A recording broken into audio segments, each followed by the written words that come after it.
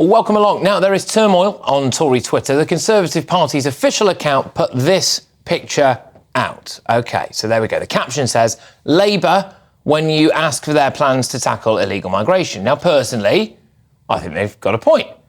What are Labour's plans? Oh, we'll tackle the human traffickers. What, so Sir Keir Starmer is going to send in the SAS to rampage across Europe, is he? Obviously not. We know what they really mean. Closer cooperation with Europe, another step towards creeping back into the EU. The same European security forces, by the way, that have allowed the entire continent to be turned into something resembling a dumping ground. The problem with working more closely with the EU is that you end up working more closely with a group of people who don't ideologically want to stop the migrant crisis, in my view. People like Varadkar in Ireland, who clearly sees nothing wrong with mass illegal immigration and thinks people protesting about the problem are the problem, and they need to have their human rights obliterated. You only have to look at the fact that tens of thousands of inflatable dinghies are able to be transported across the entire continent of Europe and find their way to the shoreline of Calais to know how little Europe cares about stopping this problem. I'm convinced that European leaders want the migrant crisis. The Labour Party say that they will process asylum claims quicker.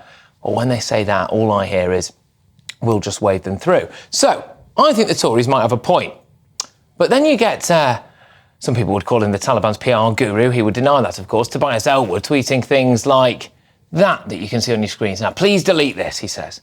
I mean, it's just open warfare in the Tory party, isn't it? They're kicking off about a tweet now. All these pearl-clutching One Nation Tories whinging about things like this being demeaning. Well, you know what's demeaning? Britain being turned into a care home for vast parts of the third world by people who had years to see the migrant crisis coming and did absolutely nothing until it was far too late. You know what's demeaning? Ordinary Brits being taxed into poverty to prop up crumbling, failing public services, creaking under the weight of rapid population growth. Stop the Boats enthusiast Jonathan Gullis tweeted, I approve this message, over that tweet that we saw there from the Tory party. And then former number 10 Chief of Staff Gavin Barwell tweeted, to be fair, this is about his level.